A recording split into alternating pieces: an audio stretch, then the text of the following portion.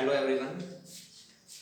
Yesterday we have to completed your basic concept of determinant, and today we will discuss about the determinant of order 3.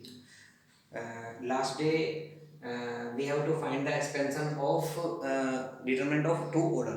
Okay, तो two order वाला determinant हमने solve कर लिया था कि how can we find the value of determinant of order 2 and there is expansion of a determinant of order 3. ठीक है, how can we expand of determinant of order 3. आप देखेंगे यहाँ पर 3 × 3 ऑर्डर का डिटरमिनेंट है ये, तो इसको एक्सपेंड करना है. एक्सपेंड करने का मेथड देख लो, बहुत आसान है. पहले ए डिटरमिनेंट की वैल्यू फाइंड करने के लिए यहाँ चेकआउट करें. यहाँ 1 जो कोफिशिएंट है यहाँ लिख देंगे, इसके साथ में इसका कोफैक्टर लिखा जाएगा यहाँ पर. And how can we write cofactor, जरा थोड़ा सा ध्यान दीजिए. यहाँ पर ये जो एलिमेंट है ये 1 और 1 कॉलम और 1 रो का है, तो इसको और इसको हाइड कर देते हैं, तो रिमेनिंग जो बचते हैं वो आपका क्या बन जाता है, कोफैक्टर बन जाता है. तो आप इसको हाइड करेंगे और इसको हाइड करेंगे, यानी कि ये और ये हाइड हो जाएगा आपका. तो बचा क्या, ये नीचे. तो 2 2 1 -2. ठीक है, क्लियर है. तो ये इस तरीके से कोफैक्टर लिखा जाएगा. और ऊपर मैंने यहाँ पर साइन ऑफ डिटरमिनेंट भी लिखे हैं. देखो साइन कैसे लेते हैं, plus minus minus plus minus plus. दो कंजुगेटिव जो साइन होते हैं वो कभी भी सिमिलर नहीं होते हैं. एक प्लस होगा तो एक माइनस होगा. ओके, देख सकते हैं आप, वहाँ पे मैंने लिखे हैं. तो अब मैंने जो पहला एलिमेंट लिया उसका साइन प्लस लिया है. सॉरी, यहाँ से प्लस से स्टार्ट होगा ये. Plus minus plus minus plus plus minus और माइनस प्लस, ये साइन होते हैं. तो फर्स्ट साइन पॉजिटिव होता है, सेकंड आएगा नेगेटिव माइनस, और क्या है कोफैक्टर क्या है इसका 2. अब यहाँ फिर इसका क्या लिखा जाएगा, कोफिशिएंट, कोफैक्टर लिखा जाएगा. ये रो कैंसिल, ये कॉलम कैंसिल और ये रो कैंसिल. 3 2 5 -2, 3 2 5 -2. अब थर्ड एलिमेंट ऑलरेडी माइनस का है, लेकिन वहां साइन प्लस है तो प्लस माइनस -1 आ जाएगा. फिर यहाँ पर कोफैक्टर लिखा जाएगा इसका. ये कॉलम कैंसिल और ये रो कैंसिल. 3 2 5 1, 3 2 5 1. अब इसको सोल्व कर लेते हैं. 1 ब्रैकेट 2 2 जा -4, वही जैसे 2 × 2 ऑर्डर का हमने डिटरमिनेंट सोल्व किया था इससे प्रीवियस वीडियो में. 2 1 जा -2, -2 3 2 जा -6, और माइनस फॉर्मूले वाला 5 2 जा 10, -1 3 1 जा 3 -10. ओके, इसको सिंप्लीफाई कर लेते हैं. दैट इम्प्लाइज ये आएगा -6 -2 इंटू माइनस के कितना हो गया 16, -3 -10 -7. तो ये आ गया. दैट इम्प्लाइज -6 प्लस 16 2 जा 32 प्लस 7 -6 1, और ये आ गया फाइनली आंसर आपका 33. तो value of this determinant is equal to 33. Note में एक बात और ध्यान रखें, आगे काम आने वाली है ये, मैं अभी बता देता हूँ. इफ ए डिटरमिनेंट की वैल्यू अगर 0 फाइंड होती है, यानी कि यहाँ 0 आता है, तो then A is simple matrix और डिटरमिनेंट. ठीक है, क्योंकि मैट्रिक्स से डिटरमिनेंट फॉर्म होता है आपका. और इफ ए डिटरमिनेंट के not equal to 0, then A is not singular. ठीक है, तो ये चीज आपको ध्यान रखनी है. तो इस तरीके से हमने 3 × 3 ऑर्डर का क्या कर लिया है, डिटरमिनेंट की वैल्यू फाइंड की है. ठीक है, आप डिटरमिनेंट के जो सम्स आपको करने हैं उनके लिए कुछ प्रॉपर्टीज हैं, वो प्रॉपर्टीज क्लियर करनी जरूरी है आपको. तो थोड़ा सा मैं आपको शॉर्टली यहाँ पर एक्सप्लेन कर देता हूँ. टोटल आपको आपकी एनसीईआरटी बुक में लिखी मिल जाएंगी और आपकी आरएस अग्रवाल में मिल जाएंगी. ठीक है, बस मैं उनको समझा देता हूँ. तो जरा यहाँ देखें,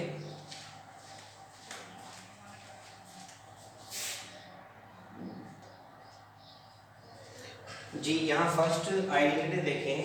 the value of determinant is unchanged if its row and column are interchange. ठीक है, जरा देखें, हम ये कह रहे हैं कि अगर आप किसी भी डिटरमिनेंट की रो और कॉलम को कंप्लीटली चेंज कर देंगे, यानी कि उसका ट्रांसपोज अगर कर देंगे आप, तो वैल्यू चेंज नहीं होगी आपकी. ठीक है, वैल्यू जो है अनचेंज रहेगी. मैंने एक एग्जांपल से, मैं सिर्फ आपको रीड करके बता रहा हूँ, आप स्टडी कर लीजिए घर पे. ठीक है, मैं सबको समझा रहा हूँ. जैसे मैंने एक एग्जांपल लिया आपके सामने, A is equal to matrix है, सॉरी डिटरमिनेंट है, इसकी वैल्यू फाइंड करनी है 2 to the 4 minus 3 is equal to 1। अब मैं इसका ट्रांसपोज कर देता हूँ, यानी कि इसके रो और कॉलम को इंटरचेंज कर देता हूँ। तो रो है 2 1, तो इसका 2 1 कॉलम बना देता हूँ, 3 2 ये कॉलम बन गया, 2 टू द 4 माइनस 3, अभी भी वैल्यू कैसी है आपकी 1 है। ठीक है, तो पहली प्रॉपर्टी ये है। दूसरी प्रॉपर्टी क्या है आपकी, सेकंड प्रॉपर्टी। ये सारी प्रॉपर्टी आपको अभी इसी एक्सरसाइज में जब डिटरमिनेंट को आप प्रूफ करेंगे तो ये सारी आइडेंटिटी आपको यूज करनी है, तो इसलिए इनको केयरफुली देखें और इनको रिवाइज कर लें। ठीक है, चलो देखते हैं, जरा मैं रीड कर रहा हूँ यहाँ पर।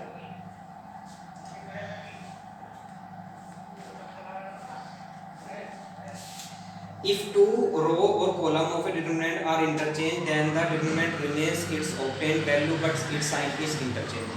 यानी कि अगर आप किसी डिटरमिनेंट की 3 2 1 2 1 3 5 1 6 कोई भी करस्पॉन्डिंग दो रो या दो कॉलम, कोई भी रो या कॉलम, कोई भी दो करस्पॉन्डिंग यानी कि पास पास वाले इंटरचेंज करेंगे। जैसे मैं 2 को यहाँ ले आऊँ 1 1 और 3 2 5 और 1 3 6, यानी कि मैंने C1 C2 को इंटरचेंज कर दिया है, तो वैल्यू तो इसकी जो आई है वही रहेगी सेम, बट इसका साइन चेंज हो जाएगा। ठीक है, ये ध्यान रखेंगे, यानी कि कोई भी दो रो या कोई भी दो कॉलम अगर हम चेंज करते हैं तो वैल्यू सेम रहेगी बट साइन चेंज हो जाएगा। थर्ड प्रॉपर्टी क्या है, if any two row of column of determinant are identical then its value is 0। हाँ जी, थर्ड प्रॉपर्टी में देखें, मान लीजिए 1 2 5 3 2 1 और 1 2 5, आप यहाँ देखें, यहाँ पर C1 और C3 दोनों कैसे हैं, आइडेंटिकल का मतलब है सेम है। अगर ये सेम है तो इस डिटरमिनेंट की वैल्यू क्या होती है, 0 होती है। ठीक है, क्लियर है।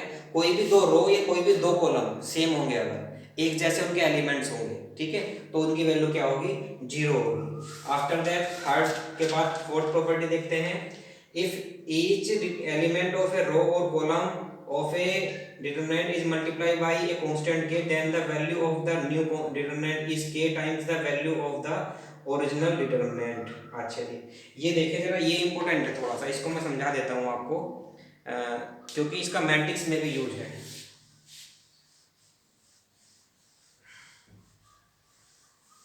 सपोज कीजिए आपके पास ए मैट्रिक्स है, ए मैट्रिक्स डिटरमिनेंट है, तो ए डिटरमिनेंट है आपका, कोई भी एग्जांपल ले सकते हैं। मैं चलो यहाँ 3 का दे रखा है, मैं आपको 2 into 2 ऑर्डर वाला कर देता हूँ, 5 6 3 2, तो इसकी वैल्यू आएगी 10 माइनस 6 3 जा 18, यानी कि माइनस के 8। अब आप फाइंड करना चाहते हैं 3a, ठीक है, तो आप किसी भी रो में मल्टीप्लाई कर दो, 3 के मैंने ऑलरेडी मल्टीप्लाई किया, 5 3 जा 15 और 6 3 जा 18 और 3 2। अब इसकी वैल्यू फाइंड कीजिए, 15 3 जा 30 माइनस 18 3 जा 54, तो ये माइनस करके आ गया 4 और 2। अब देखो ये इसकी कितने टाइम है, 3 टाइम है ना, ये देख रहे होंगे आप, ये 3 टाइम है, यानी कि अगर a डिटरमिनेंट है तो उसकी k की a में मल्टीप्लाई करने पर k a डिटरमिनेंट के इक्वल आ जाएगा ये। ठीक है, और जनरल चीज क्या है जो मैं समझाना चाह रहा हूँ आपको, वो ये है कि यहाँ पर जो हमने मल्टीप्लाई की है ये, ठीक है, ये बात जरा मोस्ट इंपॉर्टेंट है। अगर देखो यहाँ पर what is the difference between matrix and determinant, matrix अगर ये होता तो मैट्रिक्स का मतलब है 3 की मल्टीप्लाई ईच एलिमेंट में होती है, जितने भी एलिमेंट है, चाहे वो 4 है चाहे वो 9 है, ओके। और लेकिन अगर ये डिटरमिनेंट है तो डिटरमिनेंट का मीनिंग ये होता है कि ये जो 3 की मल्टीप्लाई आपने की है ये किसी भी एक रो या एक कॉलम में होगी, किसी में भी कर ले आप, पूरे डिटरमिनेंट के अंदर मल्टीप्लाई नहीं होगी, समझ रहे हैं ना आप, कॉमन भी ऐसे लिया जाता है। तो ये जो क्वेश्चंस आएंगे मैं आपको और डिटेल में बताऊंगा इसको, तो इसको अभी फिलहाल छोड़ दें, और जब क्वेश्चन आएगा मैं डिटेल में आपको एक्सप्लेन कर दूंगा इसको। नेक्स्ट आइडेंटिटी देखते हैं, if any two row or column of the determinant are proportional then its value is 0।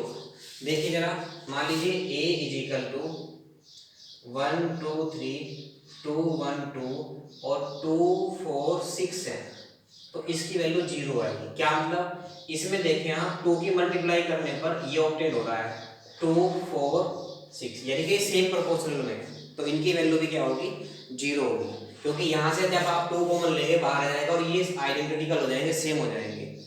तो अभी हमने प्रीवियस आइडेंटिटी पढ़ी है ना कि अगर दो कॉलम या रो आइडेंटिकल हैं तो उसकी वैल्यू डिटरमिनेंट की क्या होती है, 0 होती है। ठीक है, उसके आफ्टर देखेंगे आप, इफ ईच एलिमेंट ऑफ ए रो और कॉलम, हाँ जी, आप ये देखें कि अगर किसी भी एक रो या एक कॉलम का ईच एलिमेंट 0 होता है तो उस पूरे डिटरमिनेंट की वैल्यू क्या हो जाती है, 0 हो जाती है। ठीक है, क्योंकि 0 की जितनी भी मैं कोफैक्टर से मल्टीप्लाई करेंगे 0 आ जाएगा। तो ये कुछ आइडेंटिटी थी यहाँ पर जो मैंने आपको एक्सप्लेन करा दी है, इन्हीं का यूज है। इफ टू एनी रो और column of determinant A multiply by another row और column is added, value of determinant remains the same. ठीक है, जरा देखें एक बार यहाँ, इसको भी देख लें, लास्ट है आइडेंटिटी। वहां की लैंग्वेज समझ में नहीं आएगी, यहाँ जरा देखें आप, a is equal to, suppose कीजिए डिटरमिनेंट कुछ इस तरीके से है, 5 प्लस k, 6 प्लस a और 2 प्लस p और 6 2 6 1 2 4, ये है। तो इस डिटरमिनेंट को हम किस तरह से एक्सपेंड कर सकते हैं, इसको ब्रेक कर सकते हैं। एक बार तो हम 5 6 2 साथ में लेंगे, 6 2 6 और 1 2 4 के, और प्लस का साइन है तो प्लस लगाएंगे, हम माइनस का हो तो माइनस लगाएंगे। दूसरी बार में first column k a p और 6 2 6 और 1 2 4 लेंगे, तो इसको हम ऐसे एक्सपेंड कर देंगे और दोनों की वैल्यू फाइंड करके दोनों को ऐड कर देंगे तो क्या हो जाएगा, एक्सपेंडेबल हो जाएगा, एक्सपेंड हो जाएगा। क्लियर है, इसका भी यूज है एक क्वेश्चन में मिसलेनियस में, तो इसको भी आप ध्यान रखें। तो ये 7 प्रॉपर्टीज थी, 7 की 7 मैंने आपको एक्सप्लेन करा दी है। कोई अभी भी प्रॉब्लम है तो आप एक बार एनसीईआरटी या आरएस अग्रवाल में देख लेंगे, या तो मैं आपको फोटो सेंड कर दूंगा, नहीं तो आपके पास अवेलेबल होंगे, नहीं तो आपको नेट पे अवेलेबल है ऑलरेडी। ठीक है, तो इन आइडेंटिटीज को रीड कर लेना। अब नेक्स्ट वीडियो में मैं आपको एक्सरसाइज के क्वेश्चंस कराऊंगा। अभी तक आपका जो है बेसिक कंसेप्ट रनिंग में था। ठीक है, अभी हमने बेसिक कंसेप्ट किया है। अगर ये कंसेप्ट क्लियर है तो you have no problem to solve the sums of determinant. ठीक है, आपको कंप्लीट चैप्टर में कोई प्रॉब्लम नहीं आने वाली है अगर आपको मैट्रिक्स और डिटरमिनेंट की जो प्रॉपर्टीज मैंने आपको क्लियर कराई हैं अगर वो क्लियर हैं तो। ठीक है, तो यहाँ तक अपनी स्टडी को फुलफिल रखें और नेक्स्ट थोड़ा सा पॉजिटिव हो जाना, डे टू डे वीडियो देखनी है और डे टू डे आपको क्या करने हैं, सम्स करने हैं। अदरवाइज ये अब आगे के सम्स जो हैं आपको क्लियर नहीं होंगे, फिर ध्यान रखना। ठीक है, okay, thank you, have a nice day.